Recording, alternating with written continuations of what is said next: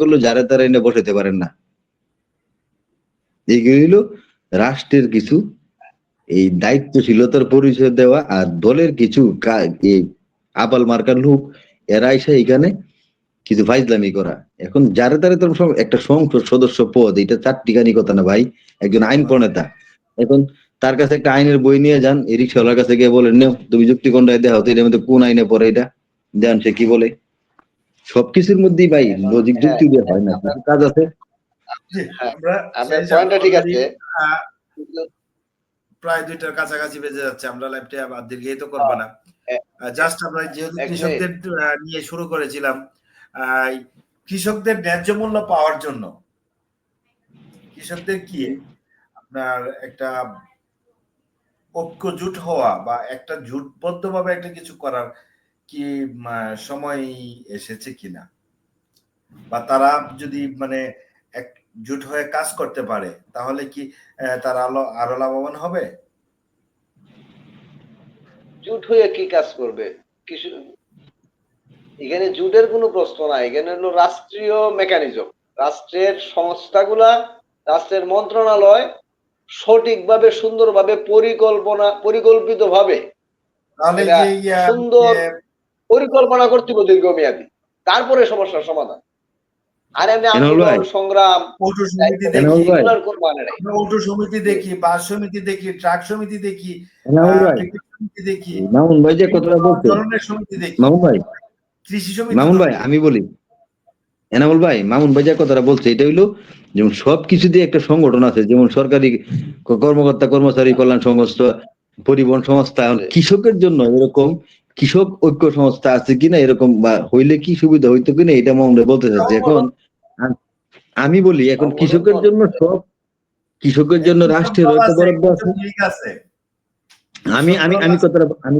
আমি কথাটা আসছি, আমি আপনার কথাটা ক্লিয়ার করে দিই ভাই। আমি বলি আপনাকে যে কৃষকের জন্য যে বিষয়টা, সরকারের জন্য একটা কৃষকের আলাদা একটা মন্ত্রণালয় আছে, কৃষি মন্ত্রণালয়। রাষ্ট্রীয় রাজনৈতিক দলের জন্য একটা আলাদা পদ আছে, এটা হলো আমরা কৃষি বিষয়ক সম্পাদক।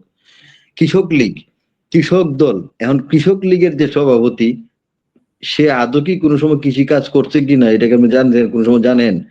আর কৃষক দলের যিনি সভাপতি, তিনিও কি আদৌ কি কোনো কৃষক, যে মাঠের প্রান্তিক পর্যায়ের কৃষক, কোন সময় কোন বীজ বপন করতে, এটা কিছু ধারণা আছে? মৎস্যজীবী লীগ। এখন আমার কথা তো এটাই, এখন আমার কথা সব ডিপার্টমেন্টে কাগজে কলমে আছে, কিন্তু এই যে এনামুল ভাইয়ের কথা বলছেন, আপনি সংগঠন দিয়ে কি করবেন? কৃষকের জন্য সুন্দর একটা বন্টন ব্যবস্থা লাগবে, রাষ্ট্রের একটা মন্ত্রণালয় আছে এখানে তদারকি লাগবে, এবং এটার জন্য প্রান্তিক পর্যায়ে মানুষের কাছে দূরগোড়ায় পৌঁছে দেওয়ার জন্য একটা টিম লাগবে। এইটা হলো সদিচ্ছা। আর এই যে সংগঠন দিয়ে, সংগঠনের তো যিনি সভাপতি, তিনি তো মনে করেন বিসিএস ক্যাডার বা উচ্চ পর্যায়ে শিক্ষিত, তিনি তো কোনো সময় কৃষকের মাঠে আসেন না, বরাদ্দটা তিনি নিছেন, নেওয়ার পরে কৃষকের পর্যায়ে নাই। যেটা কথা, হ্যাঁ সুন্দর কথা বলছেন। আর মামুন ভাই যে কথাটা বলতেছেন, ওই সংগঠন গুলা মানে তো চাঁদাবাজি, এই সংগঠন গুলা করা হয় চাঁদাবাজির জন্য। এই শ্রমিক সংগঠন গুলো তো চাঁদাবাজির জন্য। সবচেয়ে বেশি সংগঠন বাংলাদেশের সবচেয়ে বেশি চাঁদাবাজি এবং সবচেয়ে বেশি করাপ্টেড এই সংগঠন গুলো হলো এই শ্রমিক সংগঠন গুলো। আপনাদেরও মনে হয় কৃষক পার্টি আছে? সবারই আছে, সবারই আছে, সবারই সব ইউনিট আছে।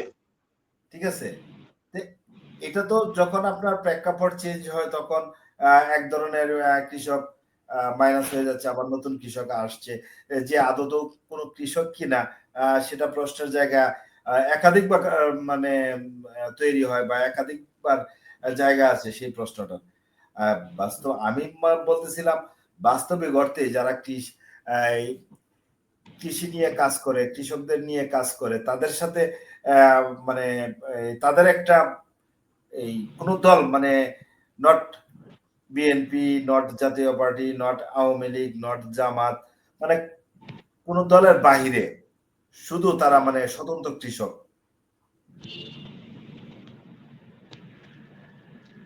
নেতৃত্ব দেওয়ার মতো, কৃষকদের কথা বলার মতো, কৃষকদের ইয়া করার মতো।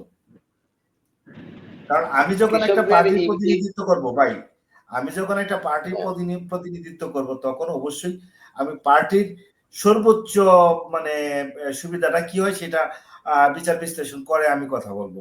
যখন কৃষকরা যখন কথা বলবে সরাসরি মানে প্রান্তিক পর্যায়ের যে কৃষকের প্রতিনিধি যারা মানে এসে কথা বলবে বা তাদের সংগঠন যদি কথা বলে, তাহলে কৃষকদের মানে কোন দিক দিয়ে ভালো হয়, কি ভালো হবে সেটা নিয়ে কথা বলবে। এটা এভাবে কি ঠিক আছে কিনা? এটা এটা কথা বলতে হবে কেন?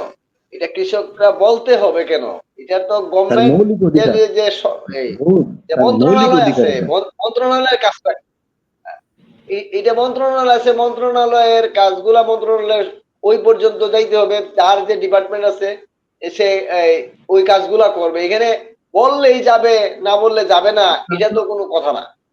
আপনার তো হবিগঞ্জ থেকে তো আপনার একজন কৃষক মন্ত্রণালয় পর্যন্ত আসতে পারবেন না। হবিগঞ্জের জন্য হবিগঞ্জ যেতে হবে, না তার মধ্যে ঠিক না?